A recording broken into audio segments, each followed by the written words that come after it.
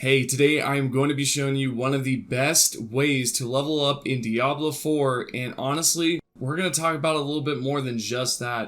We're going to talk about a great way to get Malignant Hearts, as well as Elixirs. Let's start off by discussing a great way to level up your character fresh from level 1 all the way to level 50 within 2 hours. Once you have a new character, go ahead, open up the map, and then locate the top left portion. We then want to locate this waypoint, then travel up towards the top so that we can then find this tunnel. We are going to then go inside it. I'm honestly not too sure how to pronounce this, but I'll just go with the tunnels for now. You're going to see right here at the fresh start that there's going to be a lot of enemies, and this is all due to the recent update where they've actually improved the density for mobs. This is going to help out quite a lot because even though this is a level 1 character, the mobs are still pretty compacted within this dungeon. You're going to tell right away that I'm leveling up fairly fast here.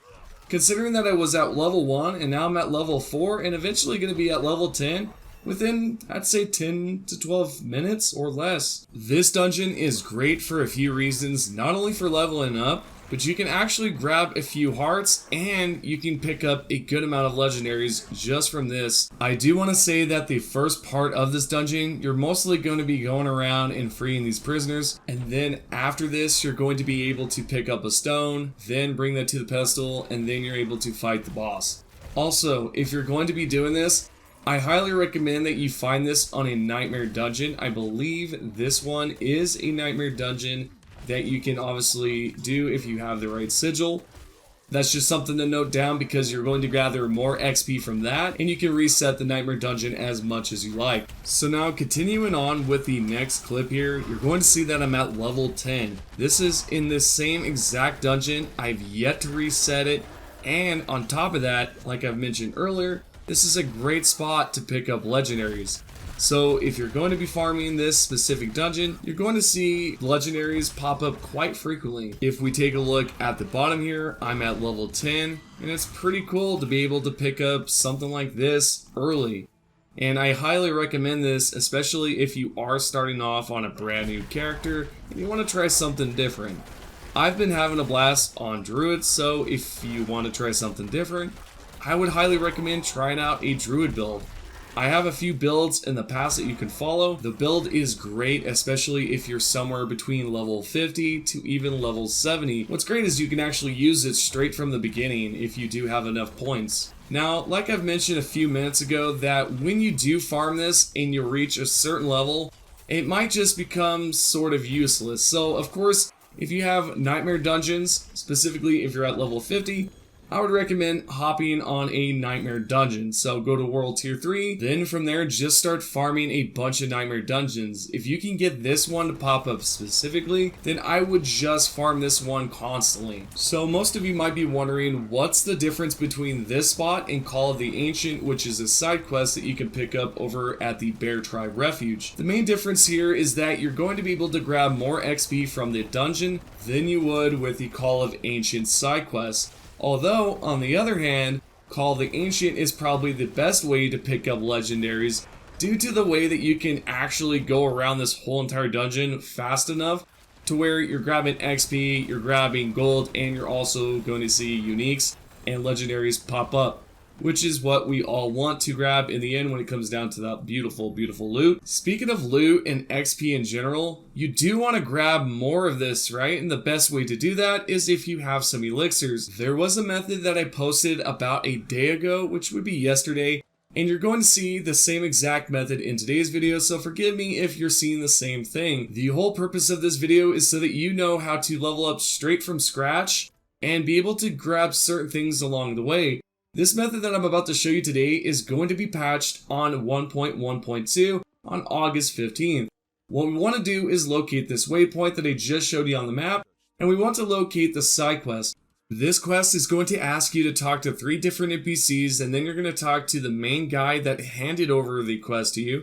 You're going to then interact with the 2 objects, just go towards the left side, interact with the body, and then you should receive the Iron Elixir. This is not a weak version, and it's only for level 36, which you absolutely will need when you are leveling up over at that dungeon. You can then open up the map here, cancel the quest, and then load that sucker back up, rinse and repeat it, and you can tell right here that I'm able to grab more of those elixirs. Again, the main purpose of this is to show you how to grab more XP, because when you do take the elixirs, you're going to have that extra XP benefit. So far, we've talked about a great way to level up, we've talked about a infinite elixir method, and now we're going to finish it up by talking about a great way to pick up malignant hearts, specifically wrathful hearts, or pretty much any heart. The Ravening Pit is going to be one of the best malignant tunnels that you can farm, and I highly recommend that you go over towards the Seasoned Blessings, and then go over towards the Malignants, and have that one maxed out. This way you increase your chance for those powerful hearts. You're going to see that I have a purple one pop up, and then I believe this one is going to be a red heart, and then the next one is going to be the wrathful heart. You can rinse and repeat this as much as you would like, and all it takes is just by exiting out of the dungeon, opening up the map, go towards the right side, and then reset the dungeon. What you can tell right here, like I mentioned, this is going to be the wrathful heart. So go ahead, grab that sucker, and then just rinse and repeat this again by exiting out of the dungeon, locating the menu on the right side, and resetting the dungeon. And there you go. This is one of the best ways to level up in Diablo 4, is using the method that I just showed at the beginning to level up your character.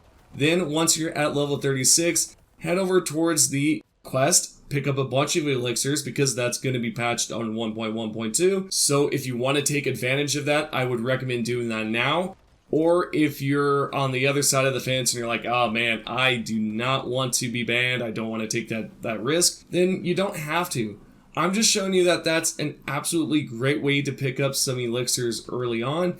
So if you are afraid of things like that, such as a ban, then I wouldn't feel that way, because to be fair here, they're primarily aiming for RMT, real market trade, people out there that are trying to sell items for real currency. You're going to be banned for that. That's just plain and simple. It's within their TOS. You can check certain things out there if you're interested in that. Some of you may bring up the point, well, they also have the TOS for the glitching exploits. Sure, they definitely do. I'm not saying that they're not going to ban anybody, but honestly, the people that I've talked to that have glitched this up, that have done seasonal stuff, that have exploited, duplicated gold, all that, they're still kicking around. So I hardly doubt that you're going to be banned for using such a thing.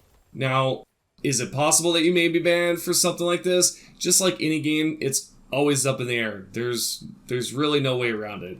I mean, most games, if it's in their TOS, if I can talk, then they're going to ban you. It's just plain and simple.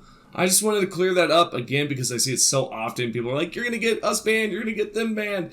You're going to be perfectly fine, either or. So yeah, with that being said, thank you so much for checking out the video. If only I can get my sentence structures all together here and talk properly. But yeah, thank you guys so much, and I will see you all in the next video. Also, if you have any questions or anything like that, remember, as always, comment down below. Alright guys, see ya.